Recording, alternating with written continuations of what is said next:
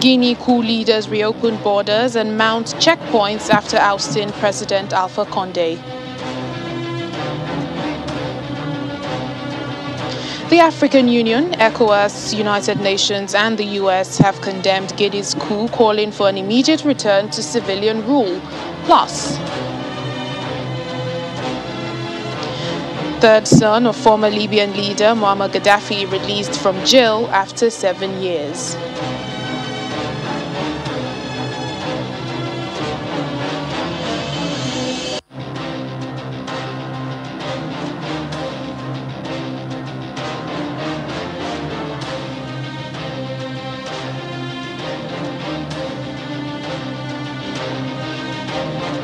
Hello and welcome to the program, everyone. I'm Layo Adegoke.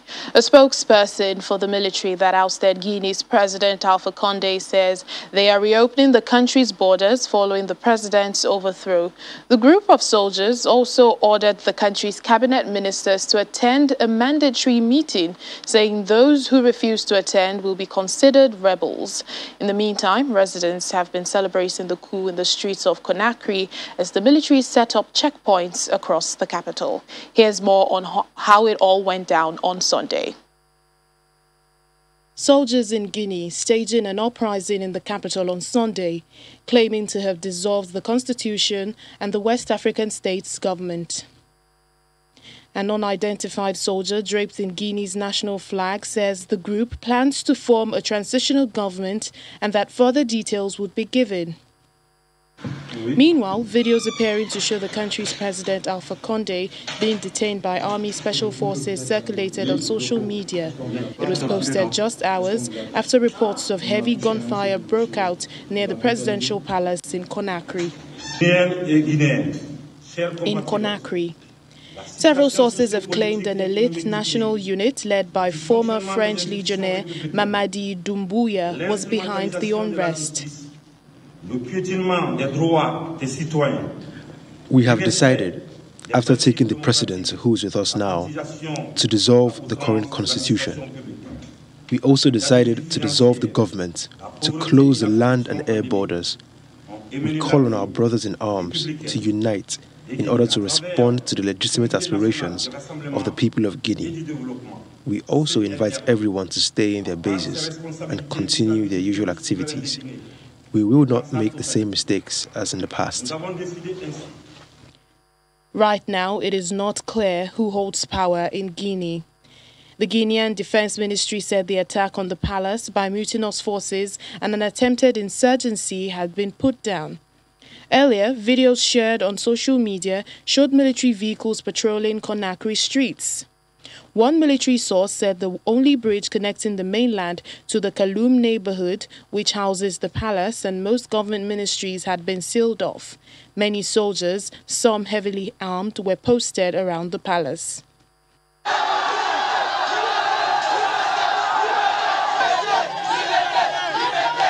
In the meantime, residents in the Guinean capital of Conakry celebrate after the country's special forces soldiers apparently ousted Guinea's long-serving president, Alpha Condé. President Condé won a third term in October after changing the constitution to allow him to stand again, despite violent protests from the opposition, raising concerns of further political upheavals in a region that has seen coups in Mali and Chad in recent months. Well, in the meantime, the African Union, United Nations, the US are calling for a return to civilian rule immediately. Similarly, the Economic Community of West African States, ECOWAS, and the Nigerian government have strongly condemned the coup that took place in Conakry. President Nana Akufo-Addo of Ghana and Nigeria's Minister of Foreign Affairs, Geoffrey Oyema, condemned the action in separate statements. They described the action as a clear violation of the ECOWAS Protocol on Democracy democracy and good governance, demanding for the immediate return to constitutional order. The U.S. on its part is asking parties to stop the violence and stand by the rule of law, emphasizing a process of national dialogue to sustainable and transparently address any concerns in order to find a peaceful and democratic solution. Now, this is the fourth attempted coup in West Africa in just over a year. There have been 2 military takeovers in Mali and a failed attempt in Niger since August 2020.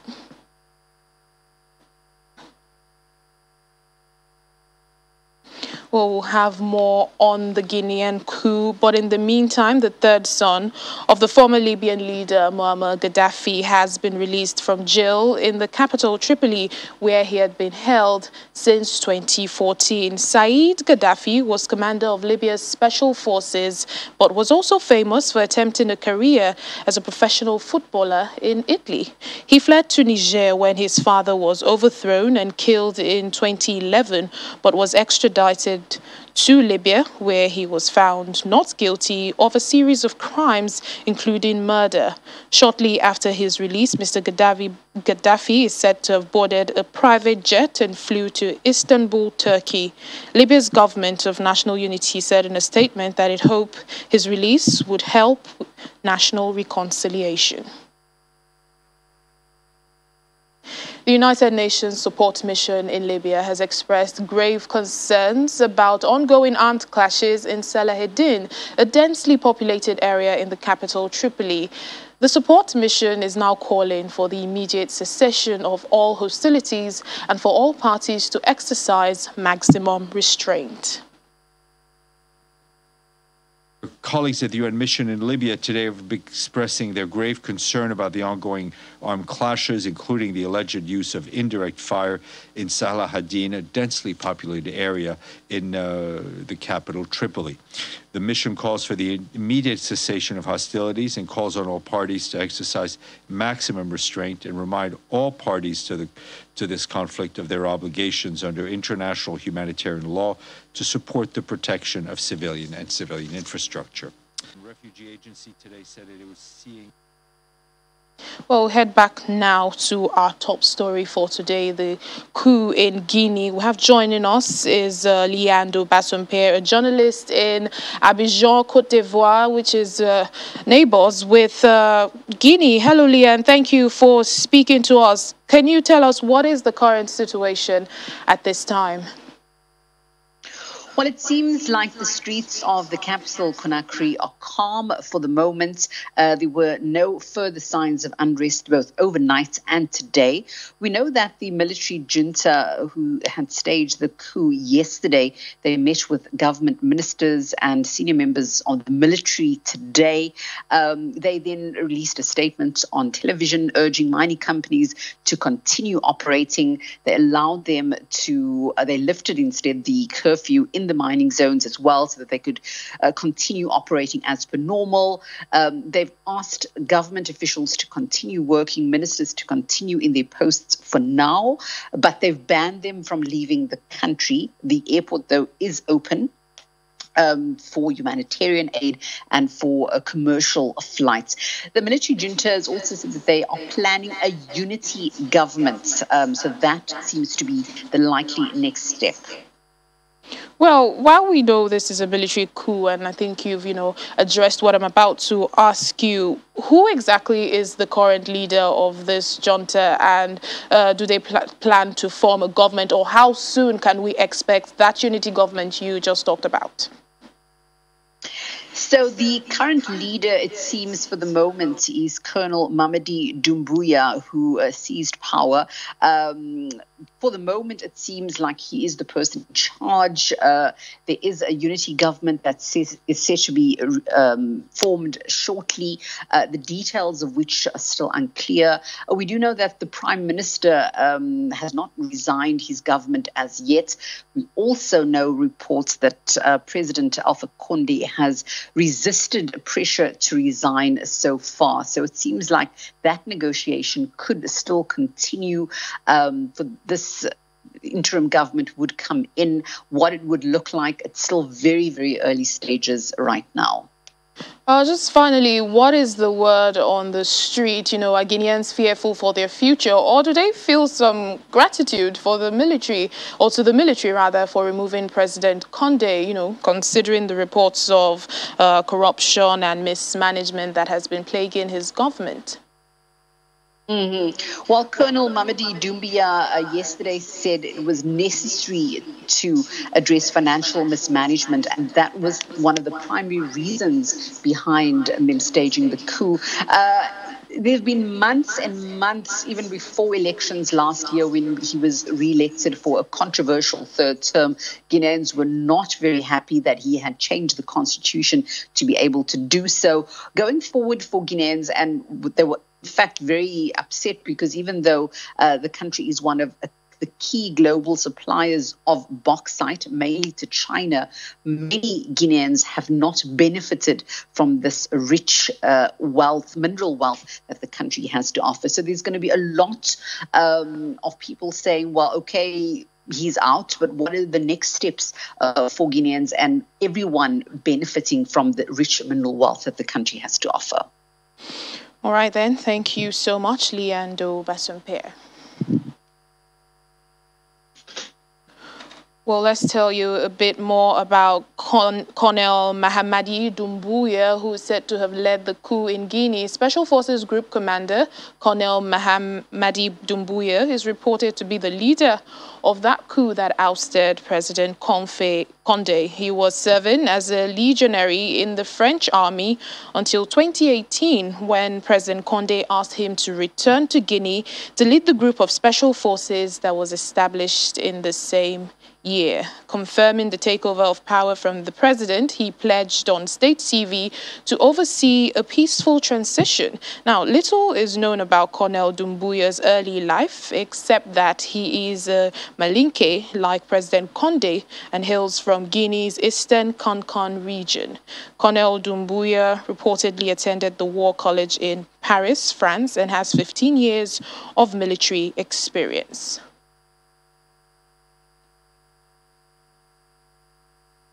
Let's bring in African Affairs analyst Dr. Okwi Okpala to discuss more on this. Thank you so much for speaking to us. Let's begin with what your thoughts are on this coup in Guinea. Now, it's the fourth attempt in West Africa in just over a year. You know, there have been 2 military takeovers in Mali and a failed attempt in Niger since August 2020. Well, the coup in Guinea is unfortunate.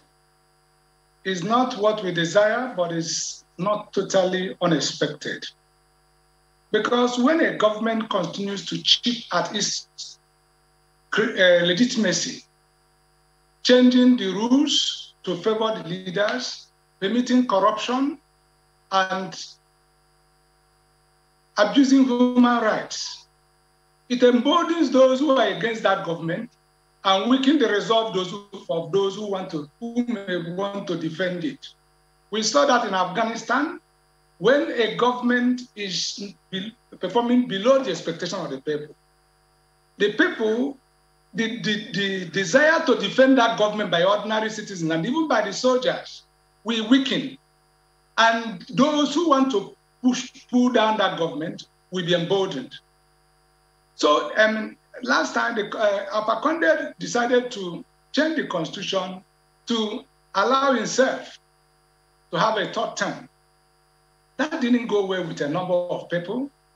But apart from that, the economy is going down, corruption is rife, and under that circumstance, including there are those ones that issues that he's responsible for. There are those ones that are also because of the pandemic, which caused economic slowdown and hardship, especially in Africa, where nobody was, most of the citizens were not given palliatives, and they suffered the full brunt of the economic downturn.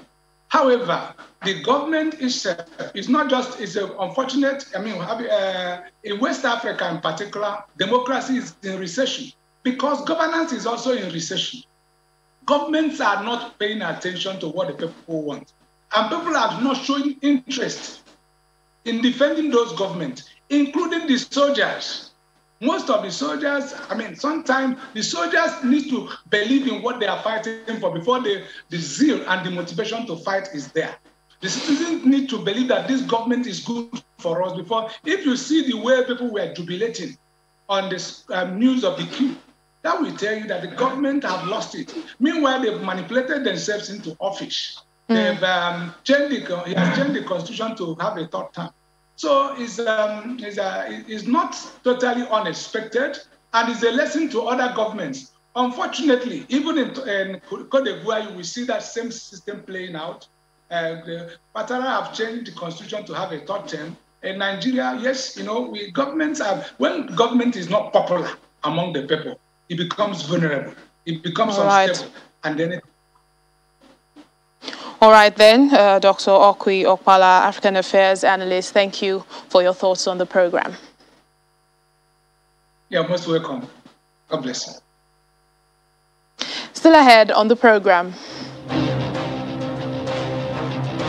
South Africa's jailed former president, Jacob Zuma, granted medical parole.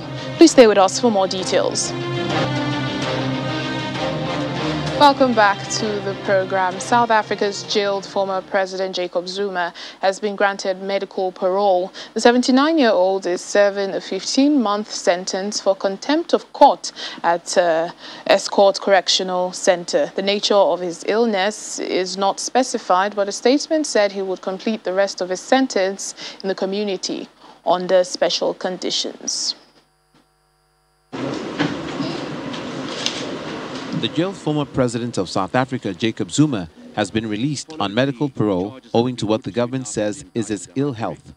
The 79-year-old was sentenced earlier this year to 15 months in prison for contempt of court, but his release comes after serving only 2. The country's Department of Correctional Services say their decision was based on a medical report.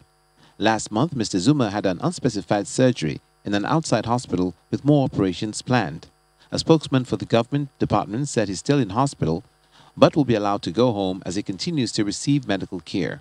But that spokesman also said Zuma will continue to serve out his sentence by complying to certain conditions while being under supervision. Details of those conditions or Mr. Zuma's health remains unclear. Zuma was jailed in July for defying a constitutional court order to give evidence at an inquiry. That investigation centered on high-level corruption during his 9 years in office until 2018. After he turned himself in to authorities, protests from Zuma supporters erupted in the country, devolving into looting and arson. Jacob Zuma's successor, current President Cyril Ramaphosa, describes that situation as an insurrection. Our South Africa Bureau Chief Betty Dibia joins us now for more. Hello, Betty. What more can you tell us about Mr. Zuma's medical parole that's been granted? How long is it expected to last? Well, when you're medical parole, you're out of jail, but you will still be supervised, from the comfort of your home or your community where you are. So as far as we're concerned, he's out of jail. Right now, we understand he's still in hospital, according to the Jacob Zuma Foundation spokesperson, Zonele Mai. But that's it. He's going to be out. But if he goes against any of the conditions given, that can be revoked as well. But his 15-month sentence, the rest of it, he will be serving in his community at home. Well, there have been speculations about Mr. Zuma's health, especially, because the nature of his illness has not been declared. How are South Africans reacting to this? Of course, anything Zuma sparks a debate. So you have those who are still in support. And interestingly enough, some who have not really been his supporters over the allegations of corruption are saying, look, he's 79, turning 80 probably in March or so, and that if he's indeed not well, it's okay, since he's almost done his first term, because he's ordinarily qualified for the general parole after serving 3 months and 22 days. That means about the 23rd of next month he would have been out on parole anyway. So everyone is saying, there are those who are saying it's a suspicious move, giving the timelines and things that have happened along the way. First, he was last month he was taken out to an external facility, medical facility. Being a former president, the military medical structure, they were taking care of him, and they talked about having surgery and all that. Although the nature of his illness has not been made public, we know that on the 20th of August they missed submitting the nature or the medical report to the court to talk about whether he's going to be fit for trial. And by the 27th, he submitted a confidential medical report. Now, according to the agreement, he was supposed to have the NPA-appointed medical doctors examining him. And on the 31st, he rejected that, saying he's tired of people second-guessing, his statements regarding his health. But by the 8th of September, is due, or that case is due back in court, where the medical issues or the records will be brought to court to determine whether he's fit for trial, and maybe all those things will be thrashed out. But there are those who are saying, look, enough now, let him be. And there are those saying, look, it's suspicious, like the opposition party, the major opposition party, the Democratic Alliance, saying they're going to use what's called the PIA, that's the Promotion of Access to Information Act, to insist on getting what indeed is the reason why the Commissioner for Correctional Services, Arthur Fraser, who had been accused, or who is being accused of being a Zuma man, would grant him medical parole for what people don't know. And they're saying this is irrational and unreasonable. But the UDM, another opposition party, but a smaller one, who have been at loggerheads with Zuma over the allegations of corruption, are saying, look, I think it's right for them to grant him medical parole if, he's not feeling well. All right, then, I guess we'd have to wait and see how it all pans out on the 8th of September, like you said. Thank you. On the 8th of September. Thank you very much, our South Africa Bureau Chief, Betty Libya. Thank you. Thank you. Well, working in partnership with the South Sudan Women's Empowerment Network and generous donors, the UN mission in the country is hosting a two-day workshop for young women, members of the reconstituted Transitional National Legislative Assembly, to build their capacity. It's providing an opportunity for experienced parliamentarians to mentor their new young counterparts ahead of the Assembly beginning its work to pass new laws enabling the full implementation of the peace agreement and also the making of a new constitution. Women across South Sudan suffered immense harm as a result of the civil war. Many lost their lives, their families, their homes, and their jobs.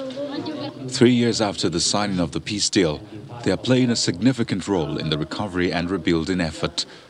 The agreement requires 35% representation of women in all governance institutions. The country has appointed its first female speaker and a number of women parliamentarians, but it is still far from meeting the target set. The current peace process in South Sudan offers an opportunity for promoting gender equity, advancing the position of women in society, mainstreaming women's activities, women's perspectives in all spheres of peace building, and increasing their participation in leadership. The workshop includes a number of sessions on the lawmaking process, as well as how to empower women to lead conflict resolution and peace-building processes. It is critical and timely to equip yourself for the task ahead of you. The proposed establishment of a network of young women MPs is a noble idea. This is because it will promote gender mainstreaming and make the parliament gender sensitive in its functions. We are happy that the idea will extend to the states. As women around the country continue to suffer the impact of the prolonged conflict and dire economic situation, it is hoped that these young parliamentarians will lead the way in transforming South Sudan so that the next generation can look forward to a much brighter future. And that's it on the program for today. Thank you so much for being a part of it. I'm Layo Adegoke. See you tomorrow.